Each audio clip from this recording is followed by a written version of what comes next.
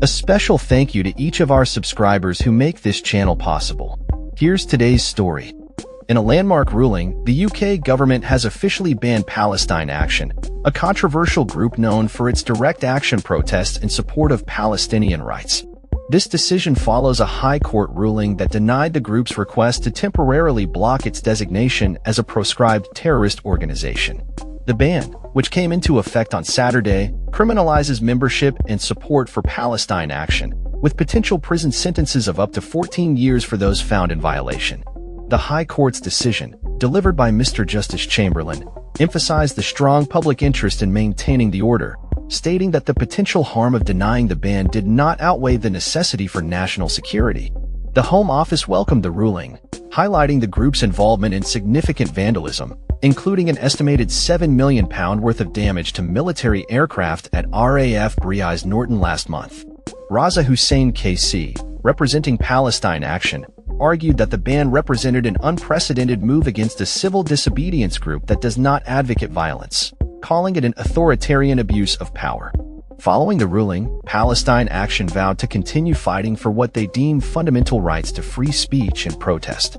The group's spokesperson, Ms. Amori, expressed outrage that thousands of individuals could be criminalized overnight for their support of a domestic protest group. In a swift response to the ban, protests erupted across the UK, including a significant gathering in Parliament Square where demonstrators voiced their dissent against the government's decision. More than 20 individuals were arrested on suspicion of terror-related offenses during these protests, which included notable figures such as a priest and a professor. Labour MP Clive Lewis criticized the arrests, stating that the government's actions were more about silencing dissent than addressing terrorism.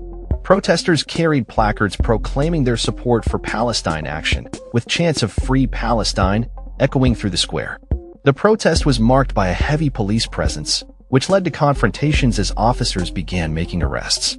One demonstrator, who was taken into custody, calmly reiterated her support for Palestinian rights and freedom of speech. As the day unfolded, voices of dissent grew louder, with many expressing fears about the chilling effect the ban could have on civil liberties in the UK. Latifa Abuchakra, a Palestinian activist present at the protest, emphasized the unjust nature of the law and vowed to continue resisting it. She articulated a growing sentiment among protesters that the UK government's actions reflected a troubling alliance with oppressive regimes.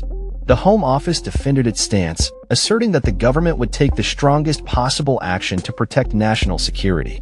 This ban comes amidst a broader context of political tension surrounding Palestine and Israel, raising questions about the implications for free speech and activism in the UK. As Palestine Action continues to challenge the government's decision, the situation remains dynamic, with potential for further protests and legal battles ahead.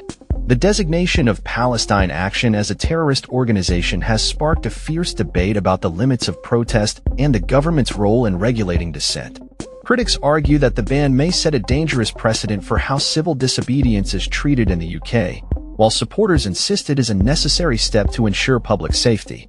As the legal and political ramifications of this decision unfold, the eyes of the nation remain fixed on the ongoing struggle for Palestinian rights and the broader implications for civil liberties in the UK.